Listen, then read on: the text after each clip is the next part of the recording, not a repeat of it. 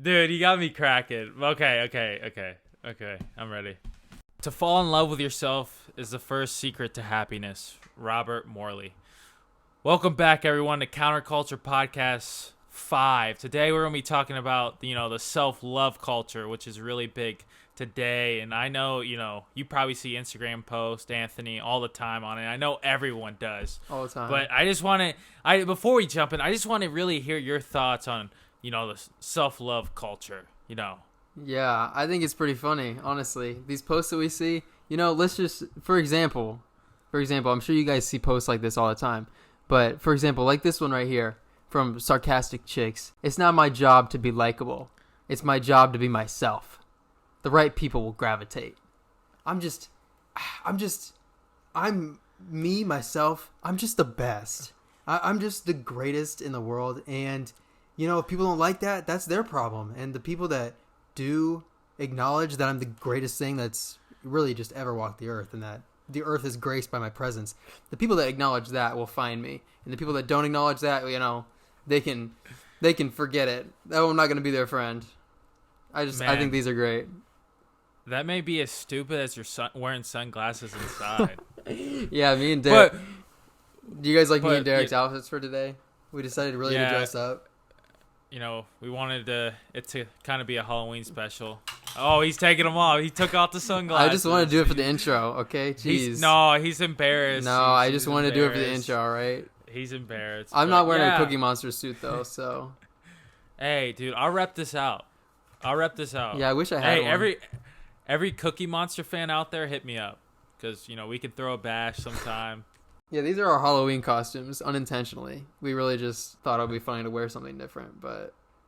No, you actually just dress nice. This is actually my Halloween outfit. Yeah, this is just what I dress like on a normal basis. I always dress nice. Yeah, it's, yeah. But, yeah, let's get to the topic today, actually, since the intro was pretty good. Wasn't that intro good, Anthony? Yeah, it was an alright intro. Yeah, that was good. That was smooth. Yeah. Well, today, I think we should just enter in with a Bible verse, to be honest, to really jumpstart this off, And, the one I want to read off to you guys is Matthew 22:36-40. And it's where Jesus is saying, he says, "Teacher, which is the great commandment in the law?" And he said to him, "You shall love love the Lord your God with all your heart and with all your soul and with all your mind. This is the great and first commandment. And the second is like it. You shall love your neighbor as yourself. Or these two commandments depend on all the law and the prophets." So as you see, we're called to love others. But the question is, does the self-love culture call us to love others, or does it call us to love ourselves? Mm-hmm. I mean, that's a great question, and I just, I don't know. We see them all the time, like we were saying, but, it's crazy how, people are so, I think we were talking about maybe a week ago, maybe a couple of days ago, actually, but, how, the self-love culture is, so consumed on itself, even though people already love themselves a lot. Yeah. I mean, yeah, we have what's that one Bible verse, lovers of self, in the last days, we'll have. Yeah, what verse is that? Didn't you bring that up right before we started talking? Shoot, man. Didn't I tell you right before we started filming? Just a little behind the scenes for you guys. Right before we started filming, I said, how will we bring up these Bible verses? Get them written down or get the references typed out or written down somewhere so that we can just have them for easy access. And Derek said, no, we don't need to write them down, bro. I'll find them when we're doing it. I said, you're gonna remember all the references for the verses you're talking about, and so we don't need to write them down beforehand. And he said, no, I'll remember them in the moment, and I'll just look them up. Guess what? I got it. Okay. I got it. Yeah, because I was talking and BSing so that you could find it. 2 Timothy 3:1. It says, "But understand this, in the last days there will come times of difficulty, where people will be lovers." Fill in the blank for me, Anthony. Lovers of self. Yep. Lovers of self. Are we in the last days? Well, hey, maybe. I don't know. But, it just goes to show, there's a huge society shift where we're just so consumed with ourselves. It's crazy. We're just, people love yourself. love yourself, man. I'm like, dude, like, we really love ourselves enough. Mm-hmm. Like, look at a selfie. I don't have my phone since it's filming, but like, someone go scroll through their camera roll and say how many pictures you have of yourself with selfies. Right. So many people are like, well, I don't love myself enough. I'm like, dude, like, yes, you do. Yeah. And I don't know where that misconception comes from. Yeah, you know? I think it's almost not that they don't have a love of self. It's almost that it's an unhealthy love of self, or it's like an improper love of self, because it seems like you said, they do love themselves a lot. Like, you see posts on Instagram, like you go on their Instagrams and it's just selfies, pictures of themselves, and they're reposting on their stories, like the post that I showed in the beginning, where it's like, I'm the greatest thing in the world, everyone should recognize how awesome I am. Like, those are the types of things they post. So obviously they have love for themselves, but for some reason they feel like they need more. And I think it's because they don't have the biblical understanding of humility, because the biblical understanding of humility and love of self is not so much a thinking of yourself as amazing, but it's thinking of yourself properly. You know, it's thinking of yourself as you should think of yourself, and it's not thinking too high or too low of yourself. You know what I mean? Like, we're created in the image of God. We're children of God as Christians. It's like, those are great things we should love about ourselves, and we should have a certain pride in, like, wow, like, I'm a child of God. I'm a part of the body of Christ. That's awesome. That's a pretty great thing about me. But we shouldn't have so much pride that we start to be consumed with ourselves. And so I think they have it warped, the love of self. So it's not that they don't love themselves. It's that they love themselves in a wrong way, and it leaves them always wanting more. It's, I want to love myself more. I want more people to love me. You know what I mean? Okay, to piggyback, how do you think a Christian should view themselves, like, with, well, basically, with love, basically, like I just said, just like understanding what is great about us, because there are certain great things about us. There are things that we should be proud of, not proud of ourselves as if it's anything for us to boast about, but things we should say, yeah, this is a great thing about me. I'm a child of God. I'm part of the body of Christ. Like, those are great things that we should know about ourselves. But then we should also be humbled and say, gosh, my life is so fleeting. I have such a short life, and we're like the blades of grass, and we're just countless, and we're so small and compared to God, and we're so sinful and broken, we fall short, and we're miserable sinners, and we are just in desperate need of something greater than ourselves to save us. And so we should lower ourselves to a certain extent, humble ourselves. That's why the Bible says that he should become greater, and we should become less in our minds, and we should count others as more significant than ourselves. And so I think that's how we should view ourselves. We should consider others more important than ourselves, consider God more important than ourselves, consider ourselves needing of a Savior, but also consider ourselves empowered by God and equipped by God and useful to God and part of his plan. So I think that's the way we should view ourselves. Not, I'm the greatest thing ever, I deserve all this stuff. And we'll probably talk about that, just the idea of what we deserve, because a lot of these posts and a lot of this stuff centers on entitlement, and it's feeling like I deserve this. One of the ones I found, I don't know if I sent it to you, and it was like, they said, when you look at me one day, or when you check up on me on social media one day and you see me with everything I ever deserved, know that I wasn't lucky. I worked hard for what I deserve. It's like, wow, how entitled are you? It's like, I deserve all this money. It's like, oh my gosh, it's rough. Like I like to say, like, we don't deserve anything that's handed to us. Everything that's handed to us. So if we become rich by the blessing of God, and that money still isn't ours, but people are, like you said, entitled, and they feel entitled and feel like they deserve so much, but we really don't. At the end of the day, like, we don't deserve anything given to us. We don't even deserve, Jesus' death on the cross. A lot of people kind of have a misconception on that, like, oh, we deserved it, like, we deserve God dying for it. No, we don't. No, we do not. And it's like crazy, but one point I wanted to point out, like, you said that right view of oneself. But here's what the love culture does, It's like, well, you hate yourself. So, it's like when people cut themselves. Mm-hmm. Well, that person just hates themselves so much, like they need more love of themselves. Well, no. Because like that's where that selfish kind of love comes in. Like if you cut yourself, like you don't know like other people it may hurt. Like you're not thinking about other people's, as it says, love your neighbor.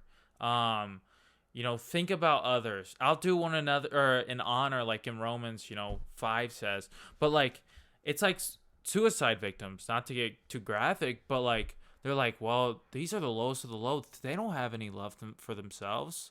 And, it's hard to, view that as, yes, they do, because they love themselves so much that they're willing to kill themselves without thinking of or any regret. Well, they probably do. Most people do have regret. Probably. But like of any like love for others. They don't think about other people's. And that's the danger, I would say, of self-love culture, where you get so consumed of me, and you take your eyes off of what's really important, which we're not called to love ourselves more, because we already do. We're called to love others more. And, it's really sad to see. And I think it has dire effects. I think it really does. It really does. I mean, yeah. I think it creates a lot of insecurity, too, to be honest. Because there always seems like you always need to love yourself. But what's that perfect standard of love for yourself? Because we all have, I mean, I would say, things we hate about ourselves. But, like, at the end of the day, we still love ourselves because most of the time, like, if we're being honest, like, we choose ourselves. We really do. We choose ourselves what's best for us. We don't look upon our neighbor like we're supposed to. And people can say they do, but they don't. And they try to, like, sometimes they just feel like it's for attention. I mean, most of the time, like you feel like what's for attention? Like when you post stuff like that. Oh, yeah. Oh, and like that's selfish. Like, in all honesty, like I'm not saying, but like it's just like if we're going still on a lowly view of oneself, like it's very sad. Like I get it, it is very sad, but we just have a misconception because we all have low views of oneself and things, because we all have insecurities. And I'm not saying like insecurities are wrong, because we all have them, but I'm just saying, like, to say, well, you need to love yourself more, like that's dangerous. That really is, because it just makes you look in the mirror at only yourself. Yeah. And it's like this. I would describe maybe like this. So, if you're I guess a person who feels like you need more self-love, ask yourself why. Really question it. Do I really need more self-love? Like, that's a great question to ask. And I just wonder what, like, your thoughts. Should we ask questions, like, when we feel like, well, why do I need more self-love? Like, I feel like I hate myself, but do I really hate myself, actually? Or, it's... Yeah, I think it's an important question to ask, because I don't want to make it seem like we don't think that people should... Like, we think that people should be insecure, because I know a lot of this culture is, and a lot of these ideas, and it is based on or is like popular because a lot of people are very insecure, and a lot of people are very have a lot of issues with a lot of that, you know what I mean? We've talked about how the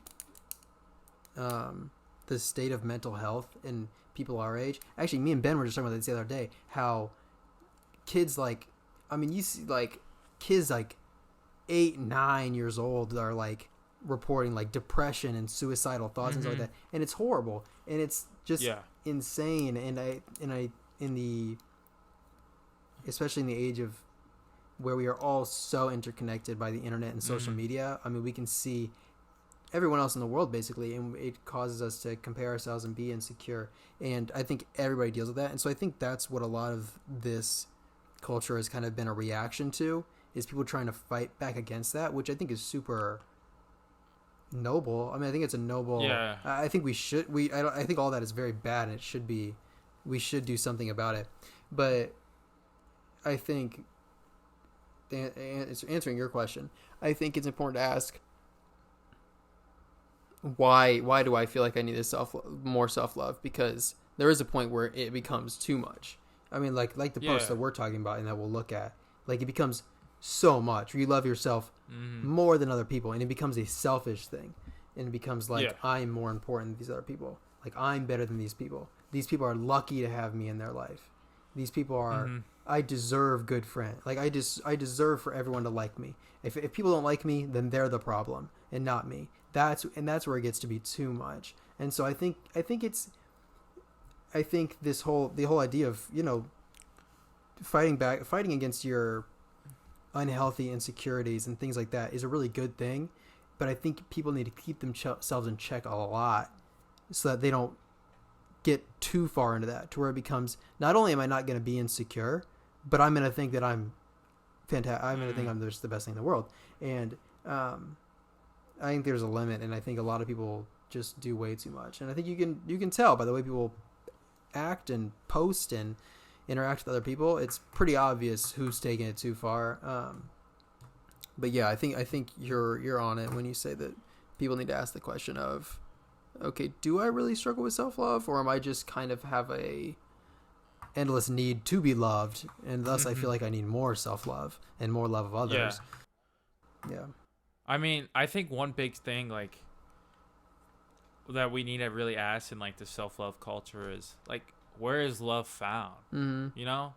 Because, well, we need more self-love, but why love ourselves more, in a sense?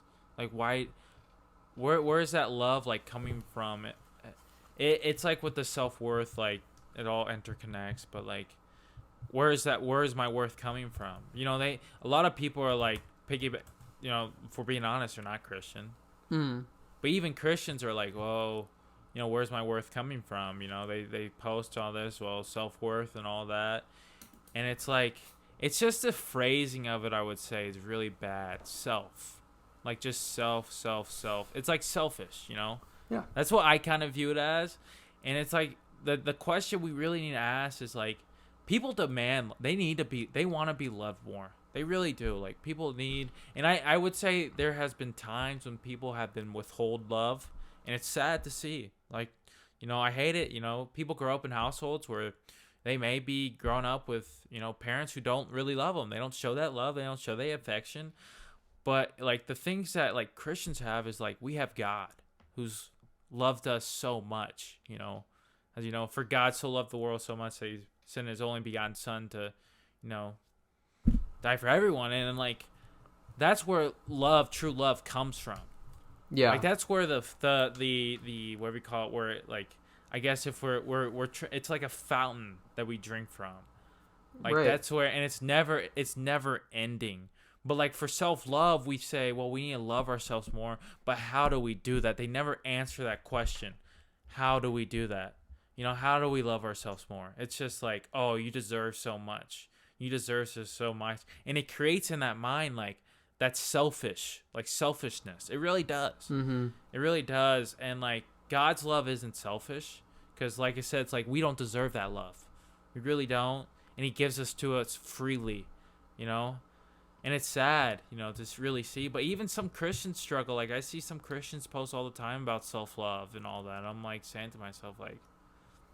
Yeah, these type of, like, viral posts that center around a selfish form of self-love and a self-centered viewpoint on things are so common even among Christians.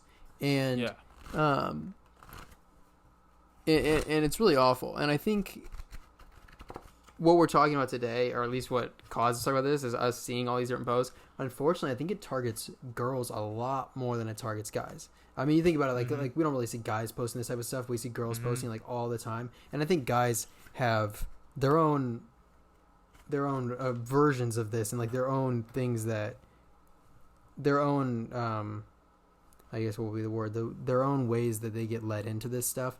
But with this specifically, it so much targets girls, and it's so like easy for them to look at it and think, oh yeah, that makes perfect sense. Like, I am great. You know what I mean? It's like, and it's so easy for even Christians to see this stuff and be like, yeah, I love this. This is what I want to be about. I want to be about loving myself. And it takes it way too far. And then we see even like Christians posting this type of stuff where it's like, you really stop and think about it for a second. It's like, what? Like, you deserve to be liked? No, you don't. Mm-hmm. Like, of course you don't. Like, wait, you deserve money, success, happiness. You deserve love. You deserve all that. You deserve to be loved by everybody. You deserve all this. Like, whoa, you don't deserve any of that stuff. Like, you don't deserve even a fraction of what you think you deserve. But yeah, it's just we become entitled, and it becomes. I had a Bible teacher once who I remember he asked us. He said, if you died and went to heaven, and God asked you when you got there, why should I let you into heaven? And he asked everyone in the class this, and kids were saying, like, because I'm a Christian, because I believe in Jesus, because because Jesus died for my sins and I believe in him, and like all this stuff like that, you know what I mean?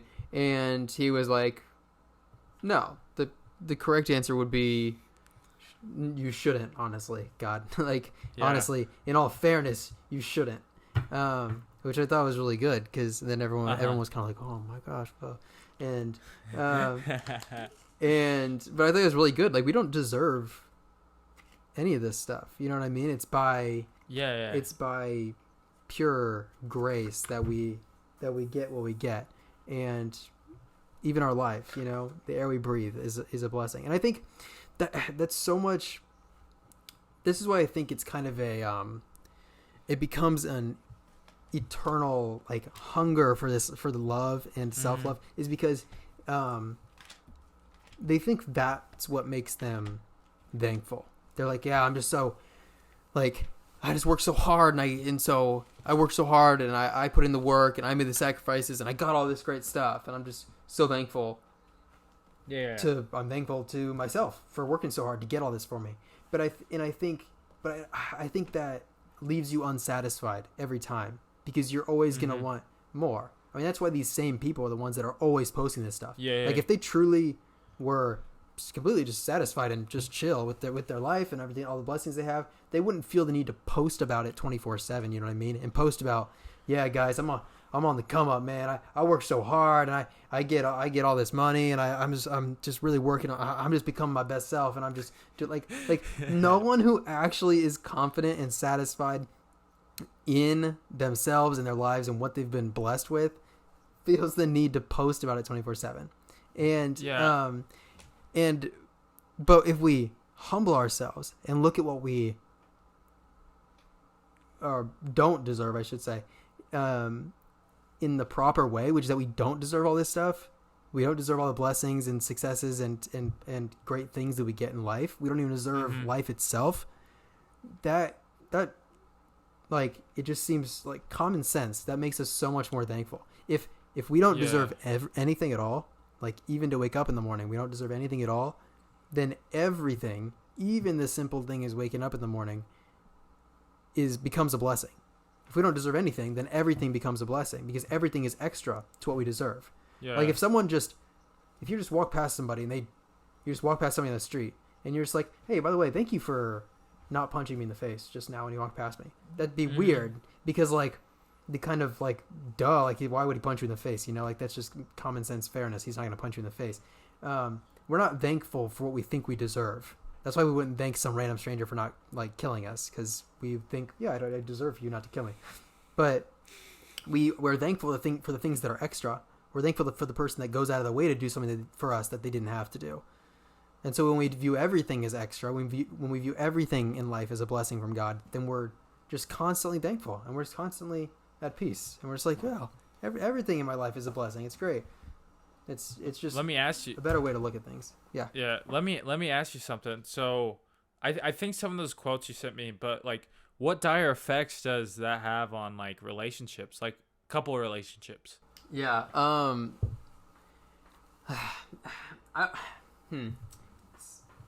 do I word this? I would hate to be in a relationship with somebody who feels entitled to me. Like imagine you really, you really like a girl, you meet a girl, you start talking to her, you really like her, and then like you ask her out, and you just like her so much, and you guys are getting really close, and you finally work up the nerves to ask her out, and you ask her, and she's like, yeah, duh, of course you'd ask me, like, duh, like, I mean, I've been waiting for this, like, obviously you're gonna ask me out. And you're like, wait, what? And you guys start dating, and she's like, yeah, obviously you want to be with me, like, of course you do, why wouldn't you, like, I'm amazing, like, I'm entitled to love, like, I deserve love, and I deserve for you to like me because I'm so great. Like, how horrible of a relationship would that be? That'd be so uncomfortable all the time. If someone was just constantly like, to quote, to paraphrase what all these postings would be about,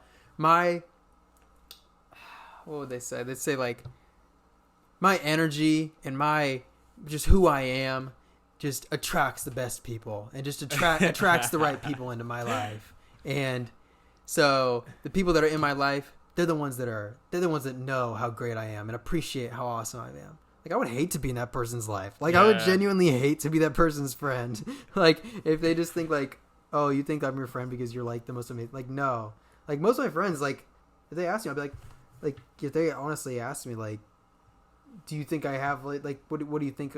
Like, I'll be honest with my friends and be like, yeah, here's ways that you could be better than you are. Like, we have these conversations, and we're like, that's like how you help your friends grow. You acknowledge that your friends aren't perfect. Like, how can you have a relationship where, like the Bible talks about, where iron sharpens iron? Like, how can you have that if you don't acknowledge that the person isn't perfect? Like, how do you, like, you're not perfect. You're not the best thing in the world. You have a lot of issues and a lot of things you can work on, just like everyone else does. So but I love you despite your issues. I think that's the difference. For sure. This culture believes that people should love you because of who you are. But we know, because we have a proper understanding of human nature, that the love we get from other people is always going to be in spite of who we are. Like, you are my friend. Yep, amen. You are my friend despite who I am. Like, I am a very broken, flawed, messed up, imperfect individual. But you're my friend anyways. It's not that I'm amazing and I'm perfect, and so duh, you're my friend. Like, how could you want to be in a relationship, friendship, romantic, whatever, with somebody who thinks, yeah, of course you're my friend, of course you're my boyfriend, because I'm so perfect and amazing. Like, it would be so much more honoring to be like, yeah, I understand all your faults and your flaws, and I love you anyways. Like, that's, wow, that feels so great. Like, I don't understand how these traps are so easily fallen into. If you just, I think you put a little thought to it.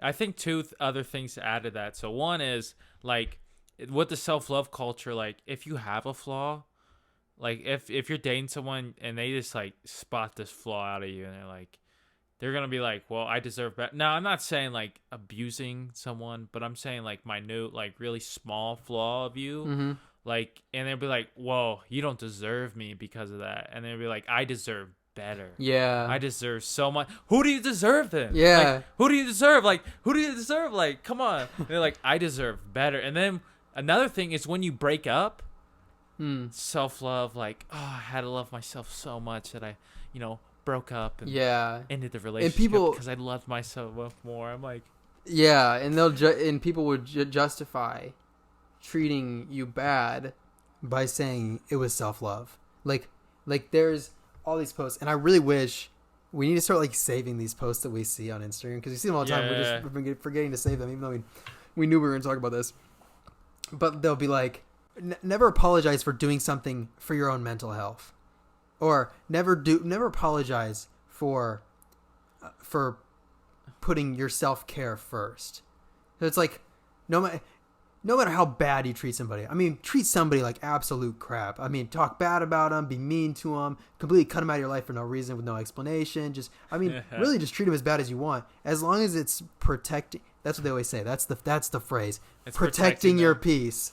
Protecting your peace, or as long as it protects your peace, as long as it cares for your mental health. Never apologize for how you treat somebody. It's just so. It's so. And whack. that's selfish again, because basically you saying that, you're not forgiving them. Like, in a sense, you're not forgetting. And as Christians, we're called to forgive one another. Now, we're not called to trust again, but we're called to forgive. And, like, I just hate that because, you know, we kind of both have experience on that end where, like, someone did that to us and we're like, come on, like, that's very selfish of you to do that. And we're, like, left with unanswered, like, but, you know, do your thing. And, like, one thing that you brought up, that one quote where it says, sometimes people pretend you're a bad person so they don't feel guilty for how they treated you. And they usually, the person who does it usually posts it. Yeah, I was saying, post it. Usually the person who's, like, just a good person who just, like, had something bad done to them, and it's like, oh, and then they just, like, move on. Like, that's usually how, like, those type of people would not post something like that, you know? If they're just a nice, innocent person and they just had something bad done to them, and then they would just, like, move on, and they'd just, like, keep going. I mean, you might talk about, like, oh, wow, this person, like, treating me bad. But, like, the people who feel the need to post stuff like this, like, especially like that, where it's like, yeah, the reason that the person says I'm a bad person is because really they're the bad person. It's actually a whole reverse psychology, like they might say that I'm the bad person, but really it's because they're the bad person, and then deep down they know they're the bad person, and so it's actually they're covering for it by calling me the bad person. It doesn't make any sense. It's just, usually usually the people who post stuff like that are the ones that have a guilty conscience deep down. And you know what? And you know what it does, to be honest? Like, I don't know if you can relate to this, but I can relate to this in all honesty. Like, I kind of got in a trap last year with, like, this one person doing all this stuff to me, and it really caused me to be like, you know, it kind of caused me, when they say, like, oh, you're not enough, like, you don't feel like you're enough, like, that kind of felt like that, because even though they're saying all this, like, oh, self-love, posting all this self-love, just doing all this hateful stuff, and that's what hateful things do, it feels like you're like, well, I'm not enough. Like, and I said to myself, well, I'm not enough. I'm not enough because this person's just doing all this hateful stuff and they won't apologize for it. But then, like, I just had a flip of the switch and I was like you said, like, we're never enough. We're really never enough. But the only reason we are enough is because of what Jesus did on the cross. And, like, that's really, like, pinpointing. But that's really what, like, these relationships, like the self-love does to relationships. It literally, like, I don't know. It creates people to be. I don't know how to describe it. Like they have this false misconception. Mm-hmm. They have this false misconception where, like, I'm all this. Like, I'm so great. Like, look at me. Like, I'm just doing all this, and yeah, you know, I'm being strong. I'm being powerful. I'm protecting my mental health. Yeah, and you're making that other person feel like total crap, and you're hurting them extremely, and then like, but they have this other misconception, and they, like, view you as something awful, and you're like, what? Like, come on, man. And I mean, it's just really all over now, like, to be honest, and it's sad. Like, it really is sad because it hurts a lot of people. At the end of the day, I think self-love hurts people more at the end of the day than anything else. It really does. Yeah, I think though I would agree, because self-love, self-love, speaking about this type of code, like we already prefaced at the beginning, we're obviously not talking about the entirely, just fighting against your insecurities, but people use it to justify treating people bad. Yep. It's like, it's like we talked about, where it's just like, people will do, like, treat somebody as bad as you want, it's fine, as long as it's protecting your own mental health or your self-care, you know what I mean? And people just use that, totally abuse that, totally weaponize their mental health or their trauma or their whatever to treat people however they want. And it totally does a disservice to people who actually, like, genuinely, in an honest and humble and, like, respectable way deal with that stuff.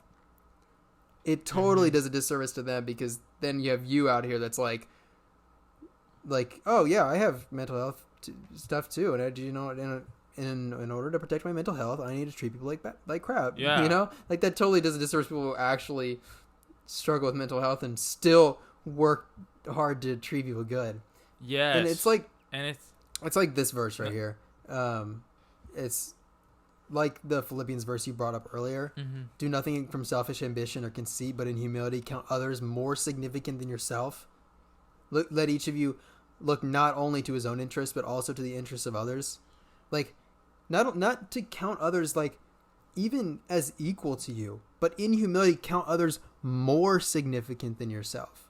It's like, yeah, it's hard to treat people good sometimes. Like sometimes it is genuinely easier for your own mental health or for your own peace of mind to treat people. It's so much easier for your own peace of mind to treat people bad.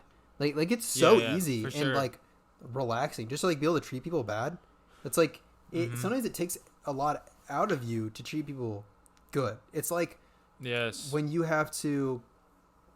Sometimes it's very selfless to treat someone good because sometimes it hurts you. Sometimes you have to make a hard decision, or you have to have a hard conversation with somebody, or you have to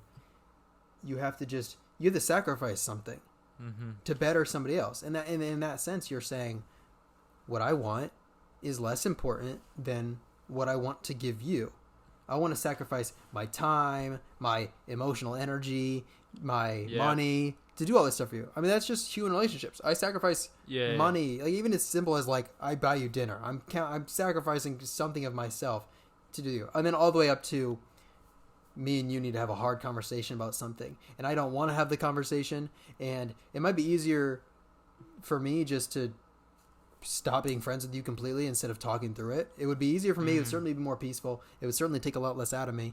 But I'm going to sacrifice. I'm going to do the hard emotional thing that sucks to do because I know that what's more important than that? What's more important than me feeling happy and content all the time? Doing the right thing, caring for you, having a conversation with you where I know that's going to make you feel good. And I know that that's the right thing to comfort you. And that's more important than what makes me feel happy and warm and, in my bubble all the time, Like you gotta get out of your bubble of caring for yourself 24/7 and not caring about anybody else and do something that sucks and that you don't want to do and do it for somebody else. That's called healthy human relationships. I mean, I was reflecting back, just over the past year, maybe a couple of weeks ago, and it was like, what does it really mean to like love others, because a lot of people or love your enemies, because a lot of people we hear that as Christians, like love your enemies, love your enemies means do good to them, to those who hate you. But it really takes to a point for me, it took for someone to throw a bunch of hate at me where it truly showed me how to actually love someone. Because you're in those situations where someone's just doing hateful acts, pitiful acts, making lies about you, and you're just sitting there wow, I gotta get them back. But then I said to myself, that's not really love to get them back. Seeking revenge isn't getting back, because guess what? If we look at it again, God didn't seek revenge on us even though we were sinners. He sent his son to die for us while we were still sinners. He still loved us through when we were enemies to him. And that's why, the main concept, the main thing, why we love our enemies, why we do good to those who hate us, is because Jesus did that first to us. And that's what really we need to grasp. And that's that's an unselfish type of love, because like this culture does, we look for revenge. We look for all this other stuff to do to people who do that, to us. And as Christians, we're called to love. That's what makes a Christian, marked differently. Yeah. They love through the hate. They love through all of that. And for me, I experienced that, and it was crazy. And we had that one conversation, I forget, in February, where that's how I learned, really how to love. But I didn't realize how much it really taught me, how to love more. It was crazy to me. And that's only because, someone was, so caught up in the self-love, protecting my peace. But, it hurt me. But really at the end of the day, God used that season for my life for my benefit. Right. And it's crazy, it's really crazy to see. I don't know if you can relate to this. I mean, I think you might be able to. Not to put you on the spot. No. I definitely know what you're talking about. I definitely relate. And yeah, I think it does become toxic to relationships. And it definitely does almost take seeing seeing how people act to have like gone fully into this mentality and like fully bought into all this stuff, to see how they act and see how they conduct themselves, that's almost what it takes to see just how bad this stuff is. Because like, you know, even back in the day, like for a while I've like seen this stuff all the time, and it's just always been out there on social media and stuff, and it's just been like a funny, annoying thing that is kind of dumb, and it's just like dumb to see stuff like that, because it's like it's not your job to be likable, and like you don't like what it's not my job to be likable, I just have to be true to myself, and then the right people will find me. It's like, no, I mean, sure, you don't have to be a good but it'd be better if you were just a good person and then people would like you. It's like, no, I don't have to be a good person. I don't have to be well liked. It's like, yeah, you shouldn't focus on being liked by everybody, but also if you're a good person, people are gonna like you for most of the time. But people just, it's very transparently just an excuse to like not be a good person, and then say, well, you don't like me because you think I'm a bad person, but I don't really care if you don't like me. It's like, that's another way of saying I don't care about being a good person. It sometimes but like once you see somebody, like once you actually like go on in time and see people who have truly bought into that, see how they progress and see how they become towards people, that's when it kind of hits you like, oh wow, that stuff's not just like annoying, that stuff's actually like dangerous for relationships, you know? It's like, I almost can't even have a relationship with that person anymore because I see the stuff that they say like about that, because like even like obviously we get this stuff because we have like friends who post this stuff, like people we know at least personally who post stuff like this and talk like this and act like this, and it's almost like, gosh, I don't know if I want to like be their friend. I don't want them to like, I want to like them, but if they don't care about being likable, even if my standards for liking somebody are just like be a nice person, like I don't know, I don't want to be their friend if they don't care about about treating me good, and they'll just replace me because the right people will gravitate towards me, my energy, or whatever weird stuff they say. I don't know. It's weird. And I mean, I think a thing that, like we were saying in the beginning, a thing that stems is because they don't have a right view of himself and how God views him. Yeah. So they try to reach into, just thin air. Like there's, grabbing thin air, trying to pull things out of thin air to, well, what can make me love myself more, or what can, find my worth? What self-love can I have? Like, but like at the end of the day, like we were saying, it's sustained through God, and Christians should know this, but some Christians don't. I can't wrap my mind around this, and I'm like saying to myself, like, come on, and we're not saying like, we're saying like people do have insecurities, like at the end of the day, but a lot of people who like say they love self-love, like all that, like they still have insecurities that will never be dealt with because they never really go to a true source that can give them power to, I guess, break those insecurities. Yeah. Like they just, like I said, they reach in the thin air and they're like, well, I'm going to grab this. I hope this breaks my insecurity. But does it? It just keeps it there. And like, I feel like the people who, I guess, post the most about the self are the most insecure people out there. Yeah. And that's why it's so sad, because these people probably genuinely need proper self-love. Like these are people who, like, I'm not making fun of the people as much as I'm making fun of the posts and then obviously the culture that they've bought into. I'll make fun of that all day.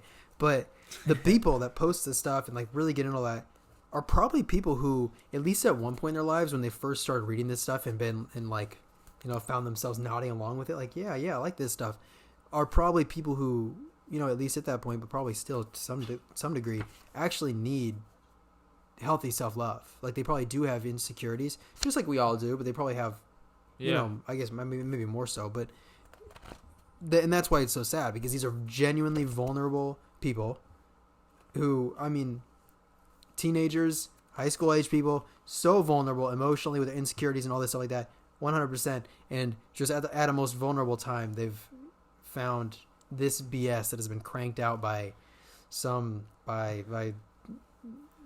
probably, and have bought into it. And it's sad because that they genuinely need, they definitely genuinely need something that will help them love themselves in a healthy way and love the people around them in a healthy way, and not in an entitled, I'm entitled to you treating me well but I don't have to treat you well type way, and it's sad they don't have that. And I guess that's why we that's why, yeah, we have verses we should go over because I don't mean to like, this isn't to shoehorn this in, but like, I don't want to just show the negative cultural BS that these people bought into. I want to present the alternative. Like yes. like, so we can show some. This is a good way to.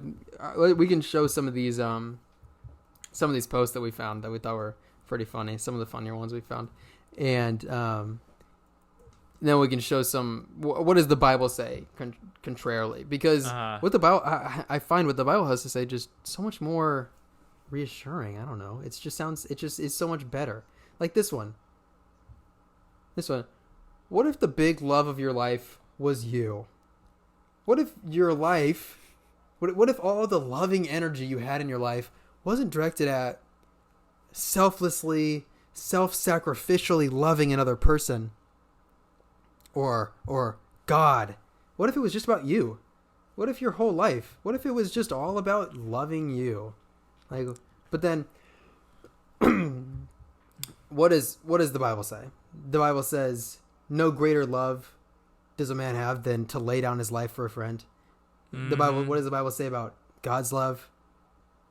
That he sent his only son. That while we were still enemies of God, Christ sacrificed himself.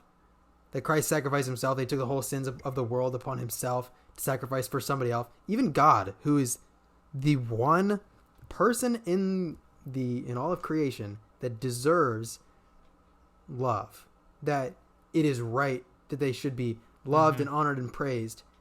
Even he said, no, I'm gonna sacrifice my own life for you. But then compare that to what if the big love, what if your whole life was just centered around loving yourself? Wow, that just warms the heart, doesn't it? Or this, for sure does. This one, you're rare, so people are gonna fall in love with the idea of having you. You're just a rare breed. You're just better than everyone else. You're just so special and unique, and people are gonna love just at the idea of you. They're gonna fall in love. And then it says, but most of them aren't used to rare. They're foreign to it because they're just the peasants. They're just the normals of the world. They're not like you. They're not rare and special and better. They're just the normal people of the world. They're not used to rare and cool like you. So they'll lack the capacity to treat you as such. Their small little minds and their small little hearts can't love someone enough. They can't love someone as much as you deserve to be loved, and they can't handle treating you as well as you deserve to be loved because you're so special. And that's where they'll lose you, because let's be honest, you're better than everyone else, and it's a sad thing, and all the pity to them, but they're just not good enough or special enough like you are to love you the way you should be loved. And so you'll get, it's only natural that you'll get bored of them and want to leave them. It's just how it goes. Wait, go back to that quote. I want to point something out. So one thing that like humans can't do is they can't have perfect love. There's no way. And like it says, most of them they're foreign to it, so they'll lack a capacity to treat you as such. Now this line can be drawn very fine, really does, because as humans, the closer we get to people, the more we usually hurt them, in a sense. Like you ever get that when you're in a relationship, you hurt them. Yeah. But the reason being is because we're humans. We're sinners. Yeah. We will always fail. But like, that's what's so great. I would say, like, if you're Christian, like, that's why, like, we forgive others, because we know they're still sin. Now, I'm not giving the excuse where mentally and physically abuse you, but I'm saying, like, there are things that people will do in relationships that will hurt. Yeah. That will hurt, but like we can forgive them. Now, if it takes to a point where you don't want to trust them anymore, albeit. But I'm saying, like, forgiveness. And that's where, like, that's loving, compasses like forgiveness. Yeah. That's one aspect of it. Yeah. I mean it's just the state of humanity that loving people and forming loving relationships with people is one of the most dangerous things you can do. I mean, like, to love somebody else, like, honestly, and like actually form an emotional connection with somebody is to 100% give them the opportunity to hurt you. And that's why a lot of these posts, focus on like being like they wouldn't say it like this, but you read them, and if you really think about it, they focus a lot on like basically being just like cold-hearted in a way, you know, like not caring, you know, not really caring about your relationships. You can drop them like that if they don't respect you, or if they don't love you the perfect exact way you're meant to be loved, or if they don't acknowledge how special and amazing you are. Boom, they're gone. They can be out of your life. You can cut them off. You know, it doesn't matter. You know, that's just the kind of person I am because I'm always on my grind. You know, and it's such a messed up mentality. And and like, go ahead. To add to that, so like that's why like as people, like we need to, like, I guess, you know, step into their shoe. Like for me, I kind of, if someone hurts me, like I try to step in their shoes and see why they said that. You know, in a sense, is there something going on in the background that I'm not even aware of? You know, there's a couple of times where like friends snapped at me, but it's because they had a bunch of stuff going on where maybe a family member was sick and I didn't know that. And I could have been like the self-love culture. Well, they hurt you once. They don't deserve you. Yeah. Protect your mental peace and shun them away. But no. Like, we got to get the full story here. Like, we got to know, because people always deal with stuff. They always deal with stuff no matter what you think. Like, they are dealing with stuff in the background. That's why when someone hurts you, one, like, step in their shoes, see why they viewpoint, and two, and talk to them. Yeah. Talk to them. Don't get mad. Come with a gentle spirit. You know, come with love and talk to them. And, like, that's what self-love culture doesn't do. It's sad. Yeah. But they just don't do it. And one good passage to look, you know, if you're Christian, like how to love better, or how to, like, the way of love is 1 Corinthians 13. It's a great passage. It's kind of long. We won't read it, but like if you're on your free time, you know, it's a great passage to read and you can learn a lot, you know. Yeah. There's this great quote that I like that kind of goes back to what you were talking about. When someone wrongs you, you know, put yourself in their shoes. I forget who exactly it's from, but it basically says when you're tempted to be angry with someone for them wronging you, think back to the last time you did something similar. And I remember I read that, like, it was probably a year ago, and so then over the next little bit, you know, over the next few months, you know, I really tried to remember that quote and really apply that, and really found myself not being able to be mad at very many people. Yeah. You know, because I started thinking, whenever I wanted to be mad, I would stop, think for a second, and then be like, yeah, you know, I've done that before too. I've treated somebody that bad before. Well, I've treated somebody worse. Yeah. And so it's like, gosh, can I really be mad? Like, yeah, I've been there. I've done what you've done. So, I mean, I can obviously acknowledge that what you're doing is bad. It doesn't make it right just because I've done it. But at the same time, I can't, you know, I'm not going to think of myself as better than you. And, you know, I found myself not being able to be very mad at people because I was just like, wow, everything I find other people doing to me, I've definitely done to somebody else before. So, yeah, it's like the golden rule, as Jesus said on the Sermon on the Mount, Matthew 7:12. So whatever you wish that others would do to you, do also to them, for this is the law and the prophets. It's like kind of your piggy point, like do the way, like look at someone and, you know, look at them in that relation and be like, you know, how would I want to be treated through this? Yeah, because I know no one wants to be treated like crap. No one wants to be like gaslighted or, I don't know, just like cussed at or no. Yeah. Like, so. Yeah. But opposite to those verses, or not those verses, but those quotes that we had, there's scriptures that say the exact opposite, like that, just how it's not about you, and they just sound so much better. And like the idea of, you know, it being all about you and you are the focus, you being the love of your own life. Imagine if the love of your life all along was just you. But then what does the Bible say? The Bible says that we are not our own. Like, our souls are not our own. That we're property. I mean, we're bought and owned by Christ, by God. We're not ourselves. We don't operate for ourselves. We don't operate to look out for our own interests. We don't operate to protect our peace and to, at all costs, make sure we feel the best we can feel. That's not what we're about.